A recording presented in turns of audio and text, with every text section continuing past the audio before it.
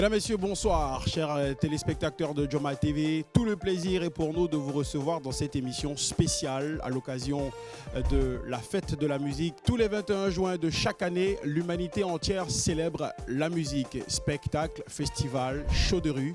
Le temps d'un instant, nous célébrons ce vecteur unificateur, ce vecteur qui adoucit les mœurs, ce vecteur par lequel nous réunissons nos peuples. Sur Joma TV, nous le plaçons sous le signe des années consacrées aux gloires de la chanson guinéenne. Sous la politique du feu Ahmed Sékou Touré, camarade président, la Guinée a brillé dans le monde entier. Ce, grâce à une volonté politique qui a permis à notre musique de toucher les sommets. Revenons pour les nouvelles générations sur ce parcours majestueux de notre musique avec les artisans qui ont posé les bases, qui ont posé les jalons, les fonds baptismaux pour dire ainsi, de cette musique qui a bercé l'Afrique et l'humanité entière. Puiser dans le passé pour mieux avancer vers le futur, c'est l'objectif de cette émission spéciale ce soir. Encore une fois, cher public, bonsoir et bienvenue. Nous avons un parterre d'invités, non des moindres, des visages qui sont connus par le public guinéen. Ce n'est pas les téléspectateurs de Joma TV qui me diront le contraire.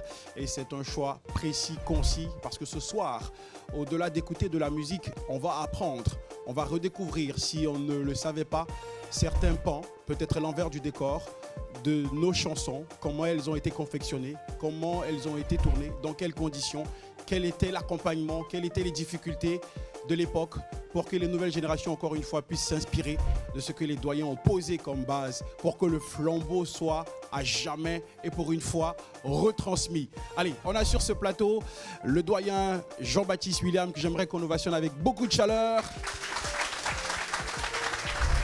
La sono mondiale, ça vous parle forcément. Juste à mes côtés, on a un ancien ministre, un producteur, un journaliste, un homme de culture, Justin Morel Junior.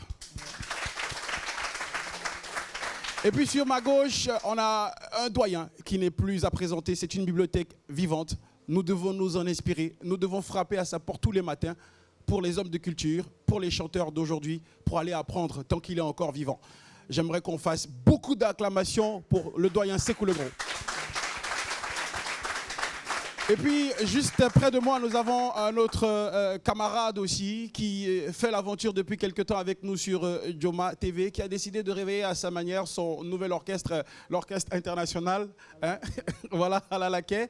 Sidimé, ex-membre aussi du Oroya Band, ancien footballeur du Oroya. Il a aussi tourné du côté des États-Unis. Aujourd'hui, il est rentré au pays pour apporter aussi sa pierre à la nouvelle génération. Il essaie, tant bien que mal, d'animer aussi tout ce qui se passe comme événement culturel dans le pays. J'aimerais qu'on l'applaudisse. Capi, Mamadi, Sidimé. Ben voilà, allez. Alors, les doyens, on parle des années de gloire de la chanson guinéenne. Comment on peut subdiviser justement les temps? Quels sont les moments forts qui ont marqué ces séquences-là de notre chanson guinéenne? Question pour tout le monde. Il n'y avait pas de musique moderne africaine au moment où Bembeya Jazz naissait le 15 avril 1961 à Beila. Il y a du folklore. L'Afrique baigne dans ce folklore depuis des millénaires et ça va continuer. Mais faire de la musique pour, disons, des pas de danse modernes d'aujourd'hui, c'est Bembeya qui a commencé cela en Afrique de l'Ouest.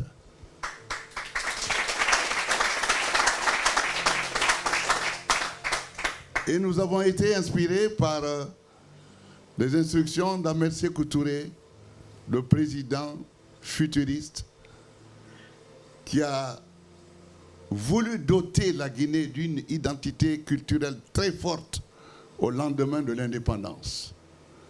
Parce qu'il s'est dit, nous sommes indépendants, mais nous sommes en train de danser encore au son des musiques étrangères. Donc, à partir de maintenant, vous allez me permettre d'imposer la revalorisation de notre culture. Et c'est pourquoi d'ailleurs, pour le bal d'ouverture de l'indépendance, il a fait venir l'orchestre Tempos Band du Ghana.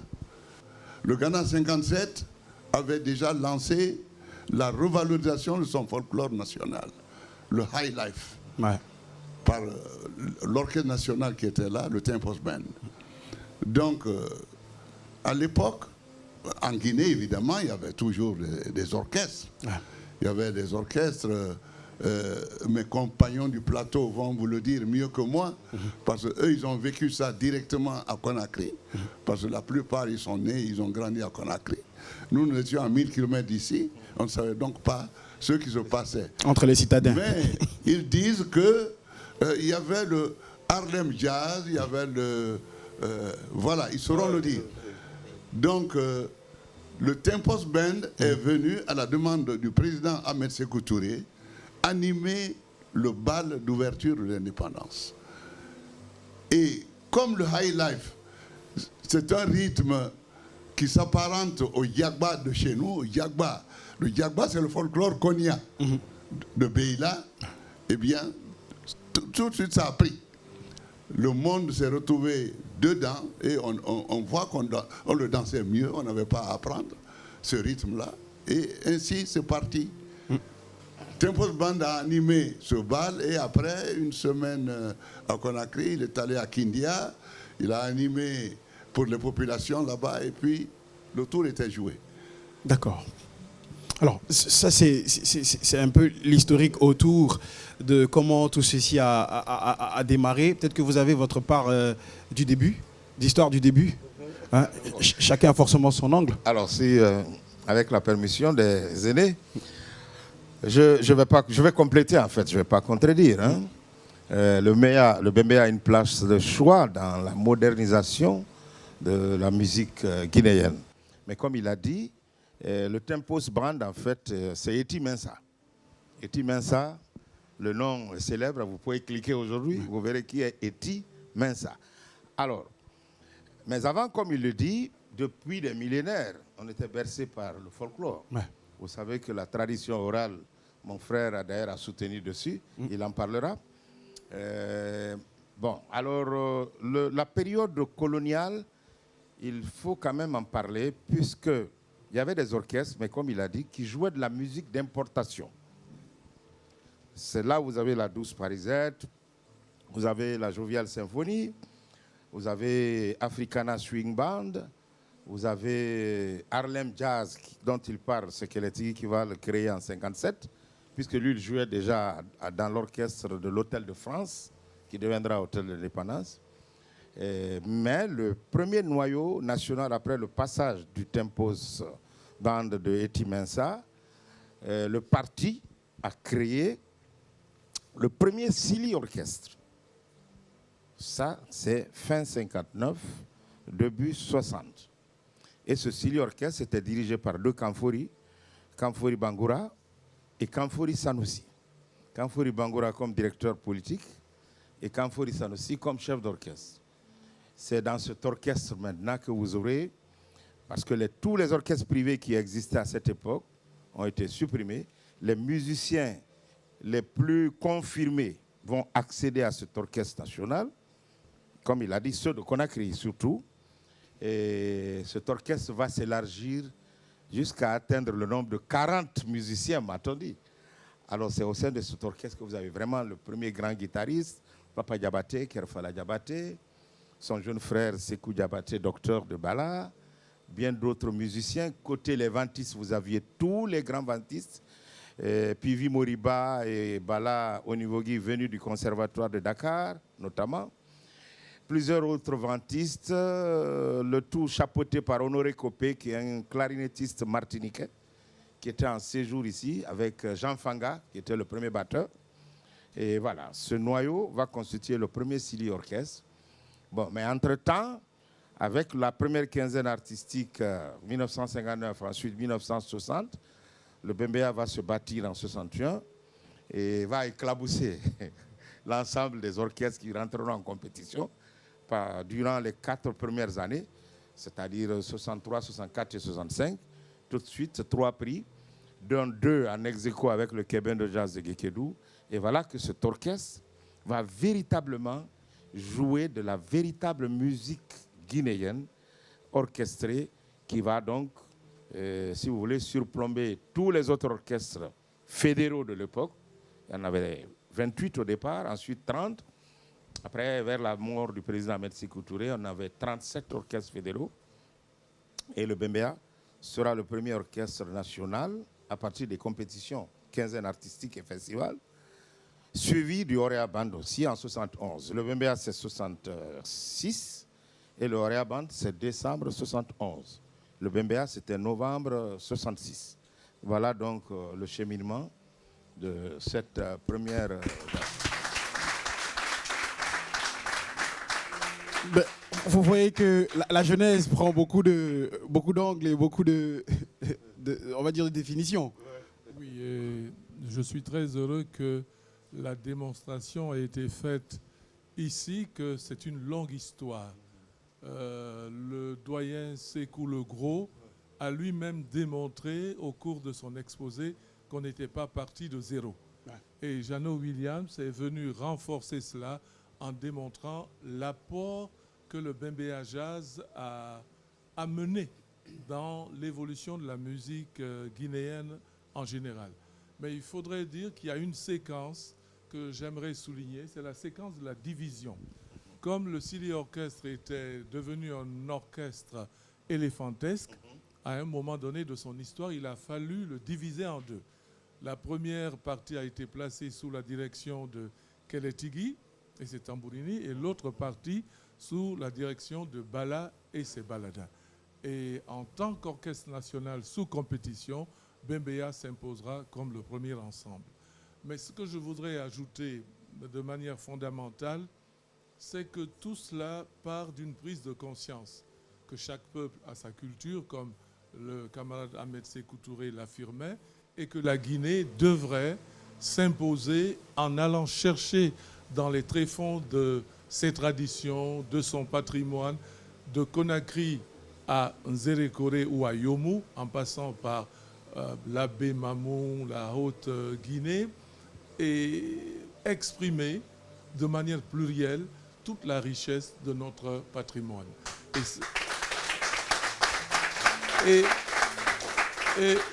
cette prise de conscience, cet appel au peuple, aux jeunes de cette nation de s'investir dans cette recherche-là, ce sont les beaux fruits que nous avons cueillis.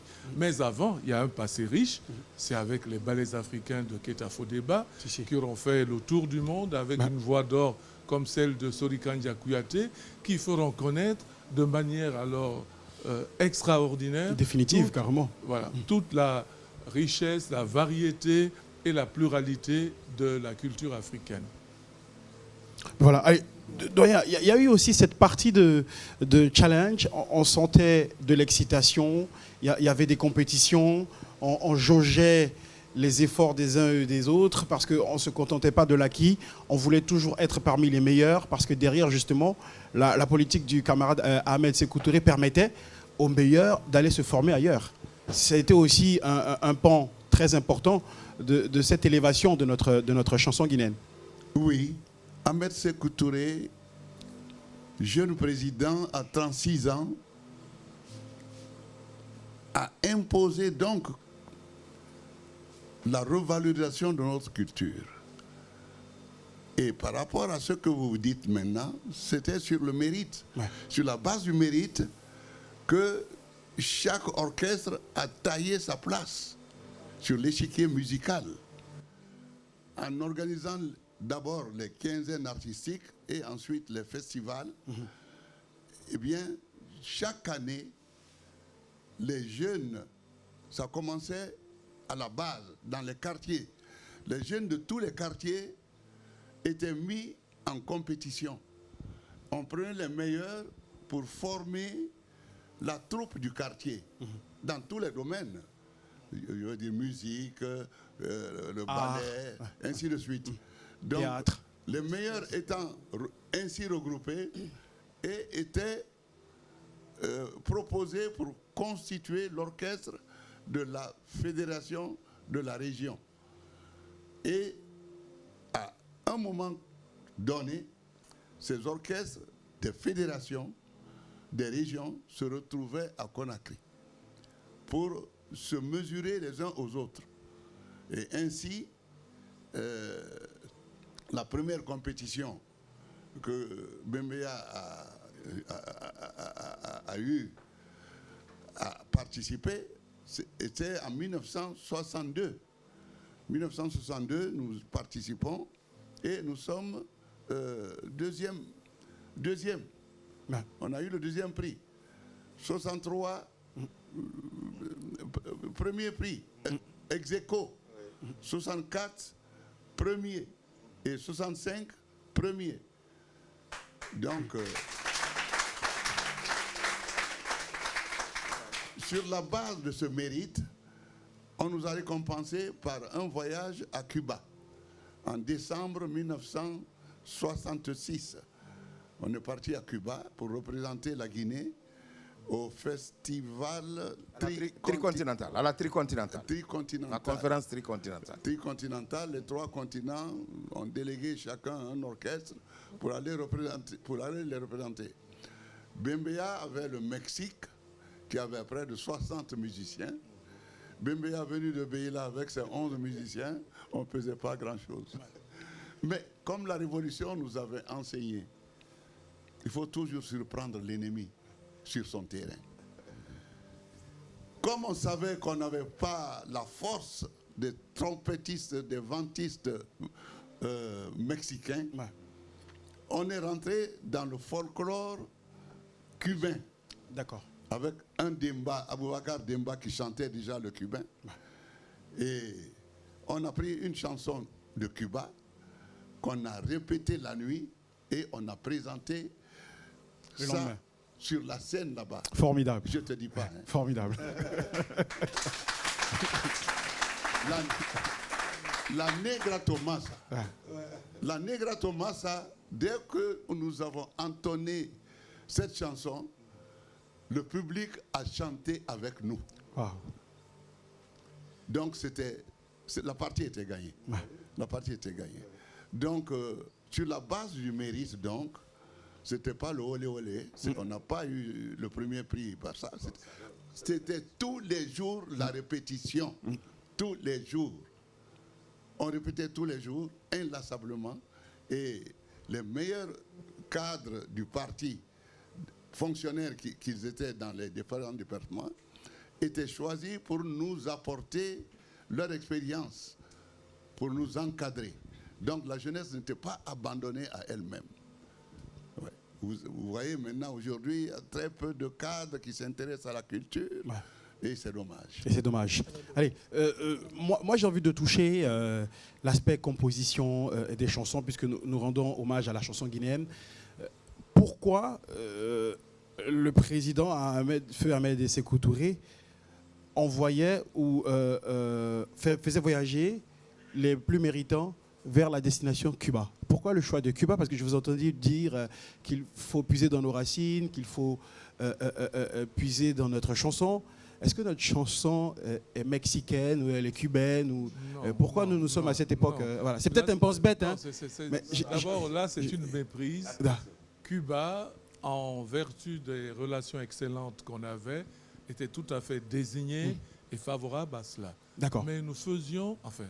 On n'a pas cubanisé notre musique à un moment? Jamais de la vie. Jamais. Non, il faudrait que vous compreniez que la musique guinéenne, la culture guinéenne, en un mot, même avant la Révolution, s'exportait déjà à travers les ballets africains. Le mérite du président Sékou Touré est d'avoir su motiver, amplifier et internationaliser ce mouvement. Avec tous les orchestres qu'on a connus, qui étaient tous exceptionnels, les ballets africains exceptionnels, Bembeya exceptionnel, les Amazones de Guinée exceptionnels, et j'en passe, et pas des moindres. Donc, c'était de l'émulation positive, engagé sur tous les fronts, sur la base de la culture nationale. Et à l'époque, devenir un orchestre national, était un extraordinaire challenge. C'était la preuve que vous aviez compris les canons de patriotisme, d'amour, d'exploitation rationnelle du folklore et que vos compositions avaient le mérite d'être de la philosophie, d'être des banalités traduites de nos traditions et aussi et surtout de traduire toujours la positivité de notre culture qui sait s'ouvrir au monde. D'accord. Et ça, c'est important pour nous dans cette période et c'est toujours important sur nous malgré que la situation ou bien que les situations aient changé. D'accord. Donc Jeannot Williams, c'est doyen Jeannot Williams. Comme l'a dit le doyen JMJ, c'était une sorte de grade, c'était un Graal de devenir orchestre national. Parce qu'il ne l'était pas qui le voulait. Ah oui, mais quand vous mettez en compétition 30 orchestres, nous ne parlons que du cas des orchestres. Hein, les premiers, ils ont délogé un orchestre qui avait du mérite. D'accord. Il y a eu d'abord le Tenkiso Jazz de Dabola, qui avait crâné à la première quinzaine. Ensuite, le Keberno Jazz de Gekedou, qui a même fait un voyage en 64 aux États-Unis d'Amérique. Ça ne se dit pas. Le Keberno Jazz de Gekedou a fait un voyage en 64 à New York. Et a sorti à l'occasion les premiers disques guinéens, les disques tempo. Voilà. Les disques rouge, jaune, vert, vous vous souviendrez. Alors, voyez-vous, vous allez dans les archives. Le Bembe a réussi à déloger cet orchestre en peu de temps, comme il l'a dit. Première compétition, ils sont deuxième. La troisième compétition, Bembeya est premier ex aequo. Mais en fait, on a annoncé, parce que vous me l'avez dit dans une interview, premier, Gekedou, Kebendo Jazz. Premier ex aequo, Bembeya Jazz. Alors ça les a motivés. Ils disent, ah donc on n'est pas premier. Le terme ex aequo, là, pourquoi nous venons en deuxième? Ils se sont battus, cravachés dur, pour monter l'année suivante comme premier, tout seul. Alors, le voyage dont il parle, ce n'est pas pour la formation, vous mélangez là. Au contraire, c'est ici que les autres venaient se former. Et nous, on envoyait des experts former les autres en Afrique. D'accord. Voilà, c'est l'inverse. C'est le cas, par exemple, de Momo Wandel, qui a formé à Mauritanie. Exactement. Même l'Orchestre national de la Mauritanie, c'est ici qu'on a appris aux Mauritaniens à faire de la musique moderne. Et c'est l'Orchestre Bala qui les a formés. Voyez-vous, les formations se faisaient ici. Alors ce voyage, c'est parce qu'il fallait encourager. Donc, Bembeya étant le premier à cette époque, on dit, bon, vous nous représentez à la conférence tricontinentale. OK? Et le concours Bamba, c'est un ballet de Conakry 2. Il ne l'a pas dit. Était également premier. Conakry était premier en ballet. Ils iront avec le ballet. Voyez-vous? Bon, c'est là où d'ailleurs Abelardo Barroso, vous avez entendu parler, je vais aider le doyen, parce que j'ai toutes ces interviews qu'il m'a données. Bon, avec la mémoire qui va un peu, vous m'avez dit, c'était en Guantanamo. C'est une chanson de Abelardo Barroso. 1920. Voilà, que Demba a repris avec une maîtrise. Mais le Bembeya, dans un style de musique cubaine, mais guinéanisé, là, il faut mettre l'accent, mais les Cubains n'en revenaient pas. Et tout de suite, il est monté sur scène pour faire l'accolade à Demba et proclamer solennellement que Demba, il l'adopte comme son fils. Wow.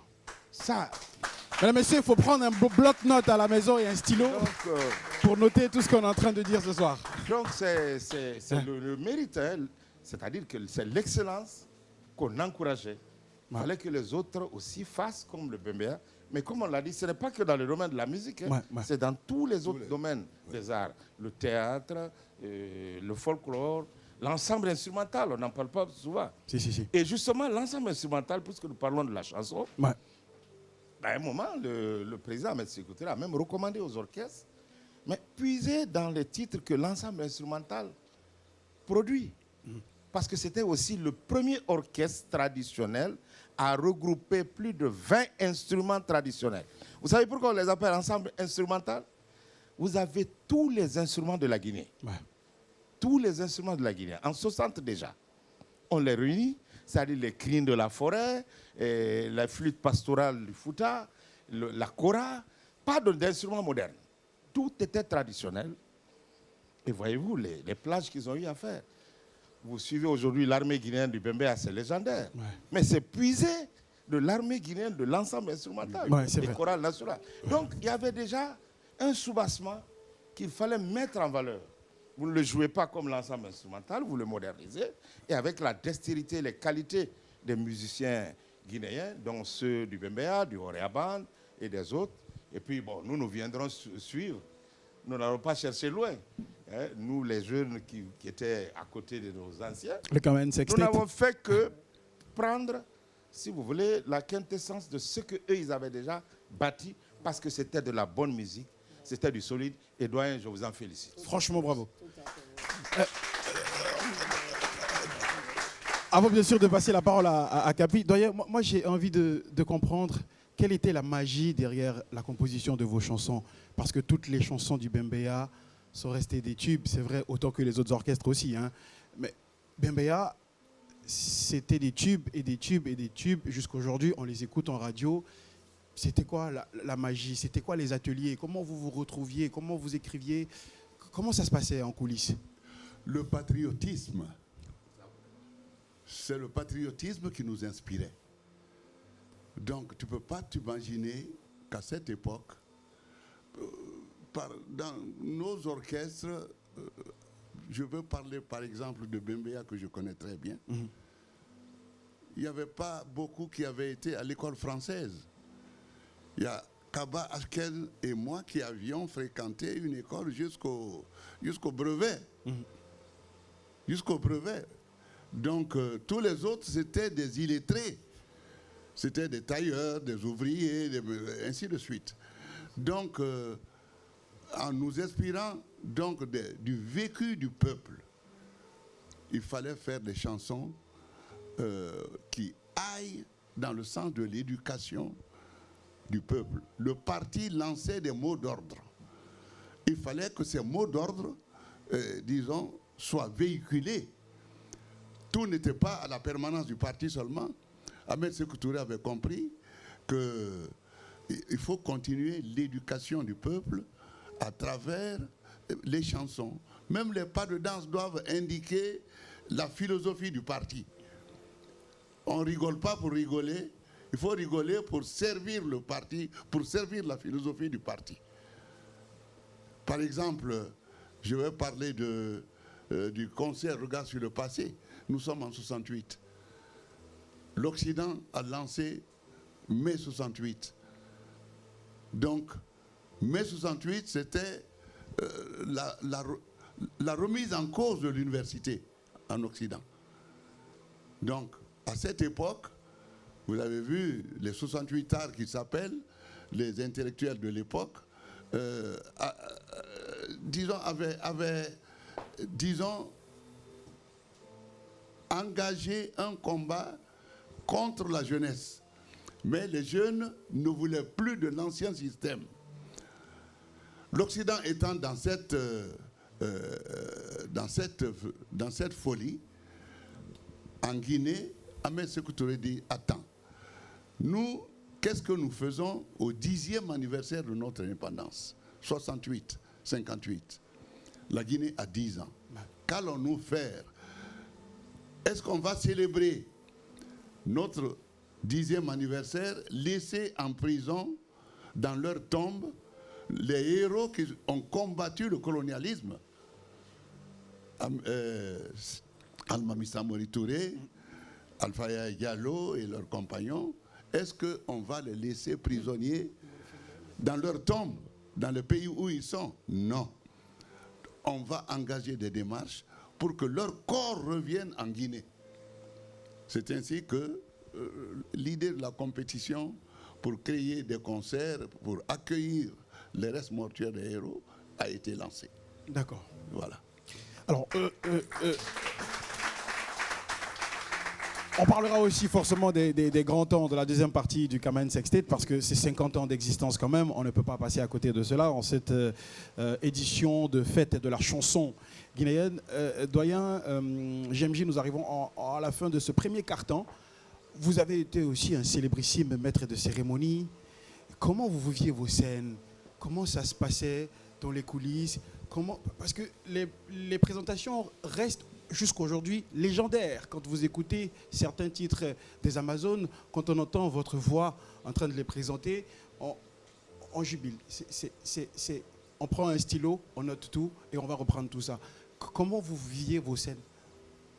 Avec amour, avec excitation, avec de la réflexion, car il fallait préparer ces intros, il fallait préparer ses animations, il fallait s'investir intellectuellement. C'était, je crois, tout le secret. Pour moi, parler de moi et parler du Bembeya, j'ajouterais que dans le Bembeya, ce qui fécondait leur création, leur créativité, c'était le duo ou le duel fraternel entre Sékou Bembeya à la guitare et Demba Camara au chant. Ils étaient tous deux talentueux et chacun voulait faire de son mieux. Faisant de son mieux, impulsé par les Sékou le Gros, les Ashken Kaba et tous les autres, les Mangala, la batterie, on aboutissait à une effervescence, à une explosion de talent incontestable qui donnait du bonheur à tout le monde. Et c'est pour cela que partout où le Bembeya passait, où Jano Williams les accompagnait, où c'était moi ou d'autres, paix à leurs âmes, nos grands animateurs disparus, je pense à ABD. ABD, je pense à Siaka Silla, je pense à Elvarez et surtout au doyen Emmanuel Kati. Eh bien, c'était de grands moments, de très grands moments. Et ils ont écrit avec beaucoup de sérénité, beaucoup d'inspiration, une grande partie de l'histoire de la culture de la Guinée indépendante. Est-ce qu'aujourd'hui, les nouvelles générations comprennent le sens de notre histoire, de notre chanson? Est-ce que vous sentez une sorte de transition, mais transition de connaissances? Je pense qu'il faut les y aider et votre émission ou celle de même nature devrait y contribuer. Quand on est jeune, on est excité, on a besoin de ce qui vient de l'étranger, on croit que ce qu'on a n'est rien, alors que bien souvent, pourquoi aller ailleurs quand on a meilleur chez soi? Ce sont des interrogations que l'expérience et le temps nous permettent d'avoir. Nous, on a crié James Brown, on a chanté Otis Redding, mais on a compris que s'imprégner dans le Bembeya, connaître Bala, les Amazones et autres, il n'y a rien de mieux. Il n'y a rien de mieux. Et je pense que les jeunes, aujourd'hui, font des efforts. Les jeunes du mouvement hip-hop, je les admire, ils ont des textes très solides. S'ils travaillaient mieux leur mélodie, leur rythmique, pour les adapter au contexte de nos cultures, qu'ils fassent le tour du pays, qu'ils écoutent les rythmes authentiques de la Basse-Guinée, de la Moyenne-Guinée, de la Haute et de la Forêt, ils comprendront qu'ils ont de sérieux boulot à faire sur ce plan-là. À mon avis, s'il y a une critique fondamentale que je dois faire, c'est à ce niveau-là. Éviter de plaquer les rythmes naija ou autres d'ailleurs, ou coupés, décalés, mais aller comme l'ont fait les aînés, dans les profondeurs de notre folklore. Il y a tellement de choses. Mais le Dundumba, il n'y a pas meilleur danseur dans le monde qu'un danseur de Dundumba. Mais bon Dieu, pourquoi les jeunes Guinéens ne vont pas nous découper le bon Dundumba pour nous l'offrir sur des plateaux d'or à travers le monde? Voilà des choses que j'ai dans mon cœur et que je dois dire aux jeunes. C'est ça. Merci, doyen. Merci, doyen.